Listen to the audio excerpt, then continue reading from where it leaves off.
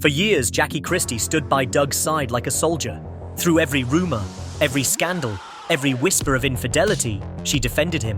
She turned a blind eye when the streets talked, silenced blogs with threats, and smiled in public while bleeding in private. But everything changed the moment she saw that tape.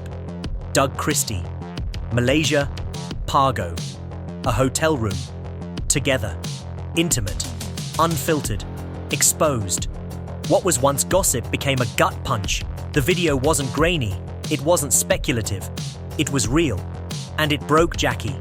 But here's where it gets complicated, because Jackie didn't leave, not immediately. She didn't scream, she didn't fight, she retreated into silence, into strategy. And that's when things got dangerous. Sources close to the couple say Jackie didn't confront Doug right away. Instead, she began building a case.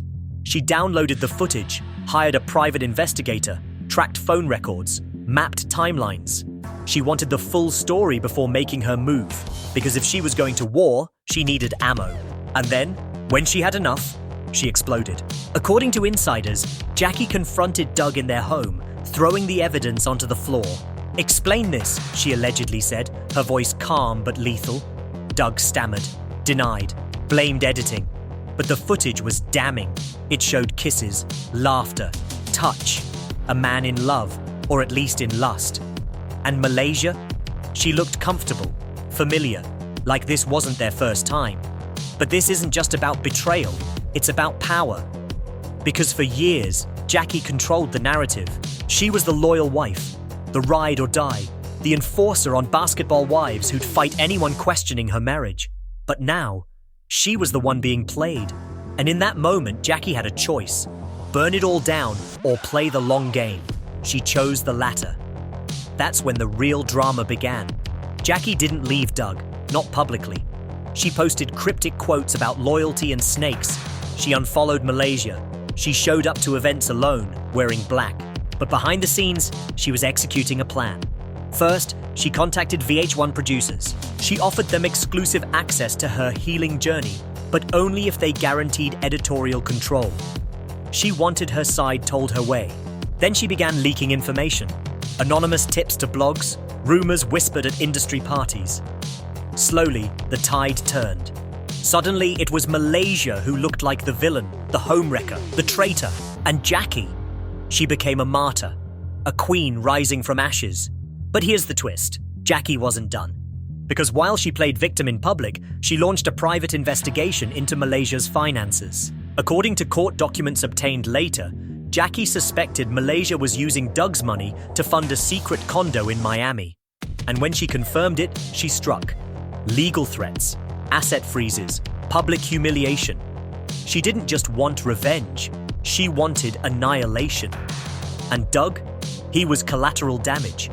Jackie filed for separation, but not divorce. Why? Because in California, as long as they're married, she's entitled to half his retirement. So she iced him out emotionally, but kept the legal ties tight. And all the while, she smiled for the cameras, spoke of healing, posted scriptures. But her eyes told a different story, one of pain, rage, calculation. This wasn't heartbreak, it was war. Let's be clear, this isn't just about weight loss. This is about manipulation, exploitation, and the price a gospel legend paid to keep up appearances in a world obsessed with curated transformation. Behind every edited gym selfie and branded hoodie, there was pain, pressure, and silence. And while Tamela Mann lay in a hospital room unable to sing, her handlers were planning a comeback tour titled Faith Over Everything. That tour included stops at megachurches, press interviews, and even a Netflix documentary reportedly greenlit without Tamela's approval. A producer leaked, they wanted to frame it as a resurrection, Tamela rising stronger, but she hadn't even stood yet. Let that sink in. The woman wasn't medically cleared to walk without a brace, and the industry already had her comeback storyline drafted, edited, and pre-scheduled. Meanwhile, her vocals were deteriorating. According to Psalm 23 spills, her voice trembled even during whispered conversations.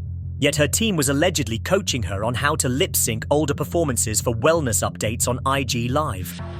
Fans started to notice her lips moved, but the audio, pre-recorded. One clip was even proven to be from 2017, and then came the alleged forged records. A whistleblower from her management team confessed that Tamela's vitals and voice memos were digitally sanitized before being forwarded to her sponsors. Basically, they deep-faked her wellness. AI-enhanced voice clips, cleaned up lab reports. One email even said, "Make her sound hopeful. That's all that matters." Not healthy, hopeful. Tamela's body was breaking down, but her public narrative had to stay polished. And for what? To protect brands, contracts, and a fantasy. Because in the gospel industry, image isn't just currency, it's salvation. And her silence, that was the tithe. Let's talk money. Tamela's Faith Fit deal was worth millions, but only if she upheld the brand's holy hustle clause. What's that? A hidden contract stipulation that required at least 12 branded appearances per quarter, 6 live workout streams, and 2 raw health testimony videos, even if filmed from a hospital bed. A clause that penalized missed posts with $40,000 deductions per incident. That's right.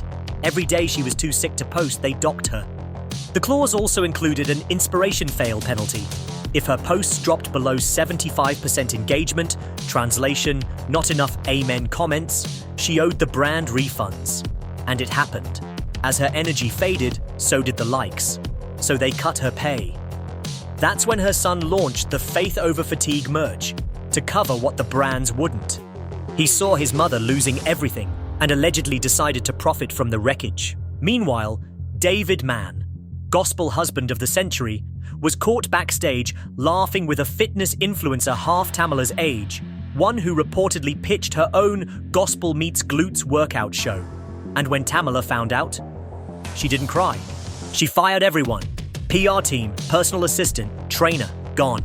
She deleted all fitness-related posts, unfollowed every sponsor, and posted a black square with a single word: enough. That post racked up 3 million likes in a day. But silence followed. No appearances, no sermons, no songs, until now. Because word is, Tamela's back in the studio, alone. No producers, no contracts, just her voice and a mic. And this time, the comeback isn't about brands, it's about truth. No filters, no scripts, no hustle, just gospel, raw and real.